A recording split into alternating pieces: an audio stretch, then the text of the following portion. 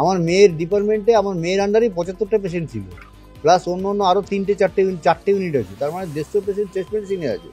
তার পাশে আবার নার্সিং স্টেশন আছে, তার পাশে অন্য অন্য সবাই আছে। এত লোকের মধ্যে যে কেউ কিছু জানতে পারলো না, একটা খুন হয়ে গেল, ধর্ষণ হয়ে গেল, এটাই একটা আশ্চর্য ঘটনা। সিবিআই রিপোর্ট চার্জশিট দিয়েছে। আমরা তো প্রথম দিন থেকে চেস্ট মেডিসিনকে সন্দেহ করে আসছি, কারণ যে বাথরুমটা ভাঙা হয়েছে পরের দিন, সেই বাথরুম ভাঙার পেছনে চেস্ট মেডিসিনের 30 জন পিজিটি 30 জনই সই করেছে। তারা অনুমোদন দিয়েছে বলেই সইটা করা দেওয়ালটা ভাঙা হয়েছে। এই ভাঙার সঙ্গে যারা জড়িত, যে ইঞ্জিনিয়ার এই অর্ডারটা দিয়েছে তাকেও গ্রেপ্তার করা উচিত।